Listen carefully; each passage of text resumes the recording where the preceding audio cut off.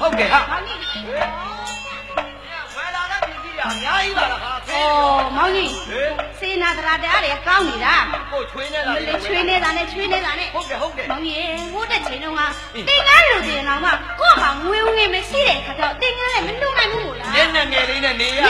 你个呀嘞，毛衣，下路片他妈隔壁下路片也为呀我啥的就路呢？几点那个下路片也为啥打的没得事，没来了不啦？没啦打的，没啦打没忙的嘛你啊。毛衣，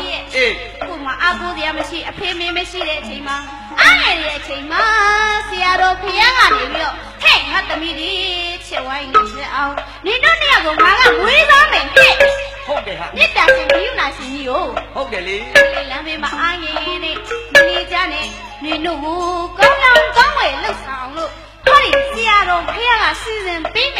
你们的嘛努力的谁家去啊？介绍人家的ဖြစ်嘅哈。介绍人家，我用的嘞，怎么也下路片一跑跑走了没来了不啦？မလွယ်ဘူးလေတို့ရဲ့ကျေးဇူးရှင်အနန္တမေတ္တာရှင်ကြီးဟာအနန္တမေတ္တာရှင်ကြီး အေးဗျာ သံသာကျောင်းမှာတကယ်ကောင်းနေတယ်လို့ဘာဖုံးကလက်ပြီးမိတ်ကြားထားသေးတယ် ဟုတ်ကလား မကြီး ဟေး မလီမြတော်ကျောင်းမှာတော့ကလေဆရာတော်ဘုရားကြီးကလေပရိယတိသာသနာပฏิဝတိသာသနာပฏิဝေဒသာသနာဆိုသာသနာ၃ရက်နဲ့အညီဆရာတော်ဖျားမြောက်လေတင်ပညာတွေတင်ကြခိုးချတယ်မို့လားမ သာသနာအတွက်ရွရွချွန်ချွန်တာဝန်ထမ်းဆောင်နေတာဟာ အမလေးအမတန်မှမုံမြတ်တဲ့စာပေတွေအမတန်မှတက်တဲ့ကဏ္ဍစရိယကဏ္ဍဝစကကဏ္ဍပမောက္ခတိပိတလသိခါခါမဝိနည်းကုကုသခန္ဓာတဝိတာသရဆိုတဲ့ဘာဝတ္တရာအဖျားဖျားနဲ့လေပြည့်စုံမလားမကြီး ဟာပြည့်စုံတော်မူတဲ့တို့ရဲ့ဆရာတော်ဘုရား ဒီ ကြီး ကားနဲ့ပဲကမလဲတရားနဲ့ဆက်ခွနဲ့တေအကျင့်သိခါဖို့အကျင့်သိခါဖို့ဂတိ9000ကျော်ထိတ်ချုပ်ထားတဲ့သာသနာအာဇာနည်တပါးပါ ဝန်ကြီးကလည်းစောင့်ထိန်နေဗျာ သာသနာအာဇာနည်တပါး သာသနာအာသာနီကြီး မလေးခုကြတော့လေဘာဖုံးကမိတ်ထားတယ် အေးပြောသား ငါကတော့ရွာပြန်ပြီးတော့သာသနာပြုမယ်ဟဲ့ သာသနိကအဆောင်အဦးတွေမွန်းမပြင်းစင်မယ် သာသနာဆောင်လေမွန်းမှန်မြင်စရုံနဲ့မကောက်ဘူးတရားတွေလည်းပြင်းပြင်းမယ် ဟုတ်တယ် ဘာဝနာတွေလည်းပွားများမယ်တဲ့အဲ့တော့ဒီမလေးကိုလှမ်းပြီးမှကြလားဒီလေရွာကိုတစ်ခါလာခဲ့ပါအောင်နဲ့မကြီးရဲ့ လာခဲ့ဦးလို့မှား ဒီ တာ မလေးကိုလှမ်းခေါ်ထားတာ ဟုတ်တော့ အမလေးဒီလိုတော့မသွားနိုင်ပါဘူး ညီရောက်လည်းတို့များသွားကြည့်လို့ငါတော့ ဟယ်လိုဘလို့သွားမှာလဲ အင်း ကိုရွာကိုပြန်မယ်ဆိုအလှပါကပြင်ရသေး အလှပါလည်းပြင်ရသေး အမလေးမောင်ကြီး ဟေး အမလေးမပြောချင်ဘူး ဘာတော့ပါ ကိုရွာအကဲရိတ်ကထူပါပြီတနေ့ ဟုတ်ကလားအဲ့လိုကြက်ရတဲ့ဆိုကြရတယ်ဟိုကောင်မတွေနေမှာဟိုကောင်မ မတွေတော့ဘဲကောင်မတွေတော့ ဟိုကောင်မတွေ ဒီကောင်မတွေတော့လို့ ပြောရဲဘူးပြန်ကစီးရိုက်လိုက်မယ် အမလေးဒီမှာမောင်ကြီး ဟေး အမလေးကောင်မလေးရွာကတက်သွားတော့ကစုပ်ပြက်နေတာကောင်မလေး တော့ပြတ်တက်နေတာလို့ ဒီ ဝိုင်း တစ် ပြော ခါပြန်လာပြန်တော့လဲစုပ်ပြက်တက်နေတော့ဖြစ်သေးဘူး မဖြစ်သေးဘူးရွာရောက်ရင်မောင်ကြီးလည်းကြွားမှာဟိုတော့ကရွာမှာနေကြတဲ့ထက်တက်အောင်မဟုတ်ဘူးအခုထက်တက်အောင်ကဟဲ့အယောင်းဝယ်နဲ့လုံတိုင်းဆက်တော့ပြီးရွာပြန်လာတော့ဟိုတော့ကတော့သေးသေးလေးမဟုတ်ဘူးအခုတော့ဝါလို့ပြူးလို့ပြဲလို့ 哦，မျက်လုံးတွေကိုပြူးလာပြီမျက်လုံး လာလို့ပါလို့ လာလို့ပါလို့ မောင်ကြီးညောင်မင်းသားစီကုန်းလေးဆိုတာဒီကတရားအင်မတန်မှသဘောထူကြတယ် သဘောတူကြတာ ဒါပေမဲ့မနိုင်လည်းမလာဘူးလို့ပြောတယ်တော့ ရှင်းရှင်းပွင့်ပွင့်မဲ့ ဝင်းလေးပုတ်ဖွင့်လေးသမားတွေ ဟုတ်တယ် အမလေးကိုတော့အလှမလာဘူးလို့ပြောခါမှဆိုလိမ့်ထားတယ်လှထားတယ် လာတယ်အောင်မေး ပြင်ထားတယ် ငါနမလှလိုက်ဖို့တော့မိတ်ကကတော့ဟိုမိတ်ကလိမ့်လာဖို့မဟုတ်တ ဘ ယ် ယ်မိတ်ကလဲ ဘလို့ပူစီနာ အာတော့ဒီနာ ဘလို့ပြီးလာဒီဘောင်ကပူစီနာမ တော့ပြောနေမှလည်းမသိမောင်ကြီး ဟေး မလာဘူးလေရင်မကြည့်ဘူး အင်း ရွာပြန်ရင်လက်ပလာနဲ့ပြန်လို့ရှိရင်အတရက်ကထူအောင်ပါ အဲ့ဒါကြတော့လက်ပလာနဲ့ပြန်ရင်ဟောအလိုလိုမှပြောကြည့်ရတဲ့အထက် အမလေးပြောကြရတယ်ဟဲ့ဒါပေမဲ့လို့ဘသူတွေပါပြောညီမလေးကတော့ဘာဖုံးကိုတင်ငန်းလူလာတော့မင်း သင်္ကန်းလူကတော့ တင်ငန်းလူကိုပါလာခဲ့တယ် တို့ချွေးနေတာ ကိုယ့်ရဲ့ချွေးနေတာလေးနဲ့တင်ငန်းတွေလည်းဝယ်ခဲ့တယ် အထွန်းပြန် အာလာဖြစ်ဖို့နဲ့မောင်တွေလည်းပါသေးတယ်မောင်ကြီး ဟုတ်ပြီလားပါ အ လေ မလေးပြီးတော့ဒါကြည့်အောင်မောင်ကြီး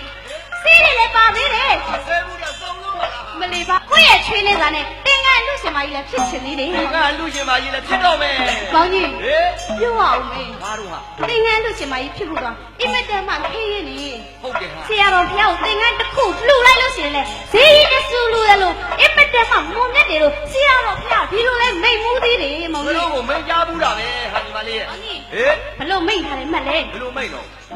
လူလိမ့်မစင်းလမ်းတွင်စွန်ထားထူကြမွန်တ ကွန်ဟူလေခေါ်ဆိုတက်စွာရဟတဇကာတာဝဝတွေ့ရလီတော့အိုကောင်းလီစွာဖျားအမွေတွေ့ရပြီမူစိတ်နေလေးနဲ့ရွှေအပ်တဲ့၍မြတ်တဲ့ကိုရောရှိပူဇော်လို့ ညီမလေးဒါတွေကိုအကုန်မှတ်မိနေတာ အဲ့ဒီမှတ်ထားရတာဘောကိုဘာဖုံးနေမိထားတဲ့ပညာတွေအကုန်လုံးမှတ်ထားရတယ် ဘယ်တော့ခါမှမမဲ့သေးနဲ့ မောင်ကြီးအဲ့ဒါဘယ်လိုမှတ်လဲလမ်းမှာသင်္ကန်းတစ်ဖျားတဲ့ရဟန်းပဲဖြစ်ဖြစ်တာမဏိပဲဖြစ်ဖြစ်အိုးကျမကြီးဆိုတာကဘသူနေနေဖြစ်တဲ့သဘာဝပဲမို့လား ဖောက်ပြန်တတ်တယ်လေ အိုးအင်မတန်မှကျမကြီးမကောင်းတဲ့ချိန်ဝင်းသွားပြီလို့ဒီသင်္ကန်းကိုဝင်းလို့မဖြစ်တော့ပါဘူးဆိုလမ်းမှာစက်ပြက်ထားခဲ့ရင်တော့မှအဲ့ဒီသင်္ကန်းကိုတွေ့ဆိုကြိုလေးမသွားပါနဲ့နင်းလည်းမသွားပါနဲ့ ဘာသာလဲ ကောက်ယူပြီးတော့ရှော်ပြီးအိတ်ဖျားစင်မှာတင်ထားကိုယ်ဝယ်ခိုင်းတယ်အဲ့ဒါဖျားတဲ့စုကိုယ်ဝယ်ရတယ်တူတူပဲတဲ့မောင်ကြီး မသားရစားပြီးဒီပေါ့ညီမလေး မောင်ကြီးအင်မတန်မှမွန်မြတ်တယ် ဟုတ်တယ်ဟာ တင်ကအင်မတန်မှထူးခြားတယ်မောင် ထူး ကြီး ကြတယ်ဗျာ ဖျားကြီးအသုံးဆောင်မှန်သမျှလဲဈေးကြီးကြီးတဲ့မောင်ကြီး ဟုတ်တယ်ဟဲ့ ညီမလေးကလေဒီနေ့မှပြန်ဖျားကြီးအသုံးဆောင်ဖြစ်တယ်လို့ဖျားကြီးတားတော်ဖြစ်တဲ့တန်ဃာတော်ရှင်လူမြင်များဘာဖုံးကိုကဲရတော့မယ်ဟောဒီသင်္ကန်းပါလာပြီဆိုတော့ရှင်ထဲမှာဝမ်းသာပြီးဂလိဂလိဖြစ်ပြီးတာတော့အမှန်ပဲမောင်ကြီး မောင်ကြီးလည်းညီမလေးကိုကြည့်ပြီးပြောနေတာအားကြနေတာဗျာ မောင်ကြီးညီမလေးကတော့ဘာဖုံးကလူကိုမုံနေရောသင်္ကန်းကြီးရောပါတယ် မုံနေရော မောင်ကြီးမောင်ကြီးကထားပါလေမောင်ကြီး ဟာမောင်ကြီးလည်းဆရာတော်ဘုရားကြီးလို့ဟလာလိန်မော်ကြီးတို့ပန်းကြီးတို့အကုန်လုံးဝဲလာတာပေါ့ အဲ့မှာ ဟာဒါဟာ အော်မောင်ကြီးမိလာတယ်မပူပါနဲ့မောင်ကြီးညီမလေးနဲ့မောင်ကြီးမောင်နှမနဲ့အောင်ရှိတဲ့ခေဘာဖုံးကိုကူကတ်တယ်မှာပေါ့ ဟုတ်တယ်ကိုလူချင်းအတူတူပေါ့ဟာ မောင်ကြီး ဟေး ညီမလေးရဲ့လေတင်ငယ်လူရှင်မကြီးဖြစ်တော့မှာနော် ဟုတ်တယ်ဟာ အမလေးတင်ငယ်လူရှင်မကြီးဖြစ်တော့မှာတခါမှမဖြစ်ဘူးတဲ့ပီတီပြိုညီမလေးနဲ့ညီမဖြစ်နေတာမောင်ကြီး အမလေးညီမလေးဒီနေ့တော့ပီတိတွေဖြစ်ပြီးပြုံးနေတာပြောနေတာမောင်ကြီးတက်တယ်ကိုတစ်ခါမှမမြင်ဘူး မောင်ကြီးအမလေးပြောလိုက်တာတင်ငယ်လူရှင်မကြီးဖြစ်တော့မှာဆိုတော့မလေးရွာရောက်လို့ရှိရင်ဆရာတော်ဖျားယူလေဟောဘာဖုံးကိုလေဟောဒီတင်ငယ်ကြီးကတ်လိုက်လို့ရှိရင်ဘာဖုံးကတင်ငယ်လူရှင်မကြီးလို့ခေါ်ပါ ဟာသင်္ကန်းလူရှင်မကြီးခေါ်အောင်ပါ တင်ငယ်လူရှင်မကြီးတော့ထထောင်လို့ခေါ်ပါ ဟုတ်ကဲ့ မောင်ကြီးအဲ့ဒီခါကျတော့ညီမလေးကလေဘလို့ထူရမှာမပြောမောင်ကြီး ဟေး ဟိုချက်ရွာတခါတခါမတွေကလည်းလေမလေးသူတို့ကလည်းကတ်လူကျင်တာ လူချင်းလား သူတို့ကမကတ်ခင်ကိုကဥအောင်ကတ်မှ တို့သင်္ကန်းလူကရေးကြည့်တယ် သင်ငယ်လူကရေးတည်တယ် ဟုတ်ကဲ့ဗျာ ကိုကဥအောင်လူကမှမောင်ကြီး ဟေး ညီမလေးကိုလေသင်ငယ်လူရှင်မကြီးဖြစ်မှာဆိုတော့ပွဲမဝင်ခင်အရင်ပြီးတော့ဆိုလား ဟာပွဲမဝင်အပြင်ကကျင်းရတယ်လို့ကအ ရင်ခင်မောင်ကြီးညီမလေးလေဝမ်းသာလို့ဘာလို့ပြောမိမှတော့မသိပါဘူးမောင်ကြီးရဲ့တင်ငယ်လူစင်မကြီးဖြစ်တော့မှာဆိုတော့ညီမလေးကိုလေတင်ငယ်လူစင်မကြီးတော့ထထအောင်လို့ခိုးကြည့်စမ်းမ ဟိုခေါ်ကြည့်ရမလား အထုံးမတန်ရွာကောင်မတွေတည့်ရမှာဆုံးလို့ ဟုတ်ကလားဟိုပေါ်မကြီးကြောက်ရတယ်နော် ဟိုကောင်မတွေအဲ့ဒါဆိုမောင်ကြီးခေါ်မယ်နော် မောင်ကြီးခိုးကြည့်စမ်းမ ယောသင်္ကန်းလူရှင်မကြီးတော့ထက်ထက်အောင်ပြ ရှင်မောင်ကြီးပြောလိုက်တာရှင်ထဲမှာဘုဒ္ဓဖြစ်သွားတာ ရိုးရိုးလောက်ပါမောင်နှမငါလည်းတက်နေမိကုန်ရရဲ့ โอ้မောင်ကြီးညီမလေးကပျော်လုံးလို့ပါ ဟုတ်ပါလေဟာ မောင်ကြီး ဟေး မောင်ကြီး ဟေး ထပ်ပြီးခေါ် ခေါ်မယ်ယောသင်္ကန်းလူရှင်မကြီးတော့ထက်ထက်အောင်ပြ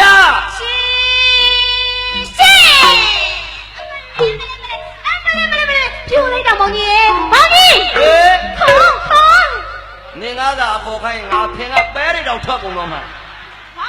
မောင်နှမလေး2ယောက်ကိုကွာနေမရမကအခေါ်ခိုင်းတာကဲဒီတော့ငါနှမလေးကပီတိအဟုန်နဲ့ပြောရွှင်နေတာညီမလေးပြောရွှင်ဖို့ရတယ်မောင်ကြီးကခေါ်ပေးရမှာပေါ့ဟာ ခေါ်ပြရမှာဗောမောင်ကြီးကိုယ့်ကိုပြန်မယ်ဆိုပျော်ရှင်ခေါ်မှာဗောမလေးကိုအားပြုတ်နေရတယ်ဘာဖုန်းနေပြန်ရမှာဆိုတော့ပျော်ရှင်ခေါ်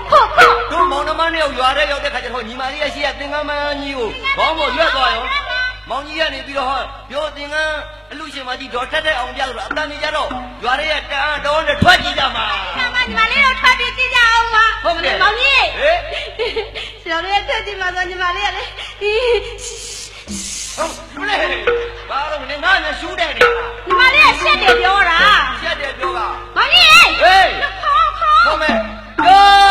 သင်္ကန်းလူရှင်မကြီးတော့ထက်တဲ့အောင်ပြ ရှင်မောင်ကြီး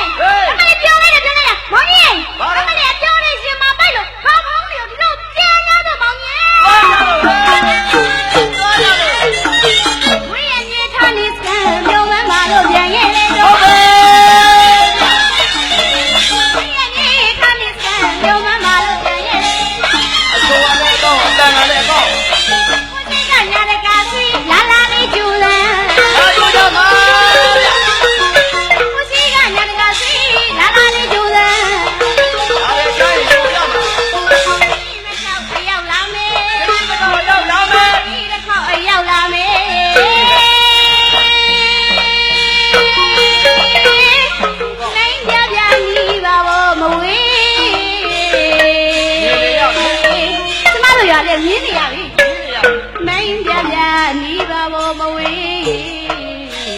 ဘဝေး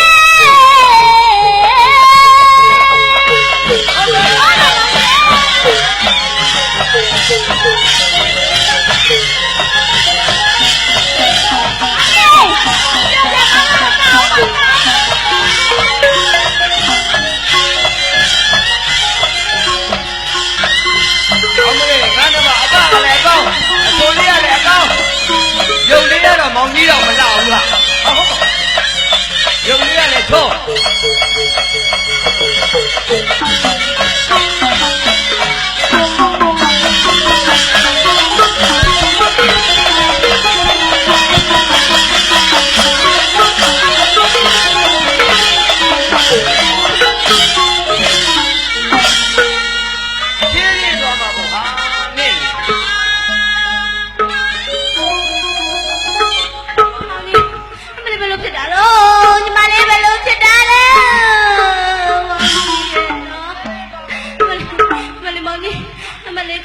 မိုက်ခနဲ့စင်းတွေကလိုက်ခနဲ့နဲ့ညီမလေးဘယ်လိုဖြစ်တာလဲညီမလေးဘယ်လိုဖြစ်တာလဲဒီတိုက်လိုက်ဒီခလုတ်ရဲ့ငေါ့တော့တစ်ဖန်ကျွန်းပြန်လို့ကြပါဘောတိုက်လိုက်ဒီခလုတ်ရဲ့ငေါ့တော့တစ်ဖန်ကျွန်းပြန်လို့ကြပါဘောဦးဝေးရုံညှိတွေစားပြီးပရိဒေဝကိန်းအရှုပ်ကို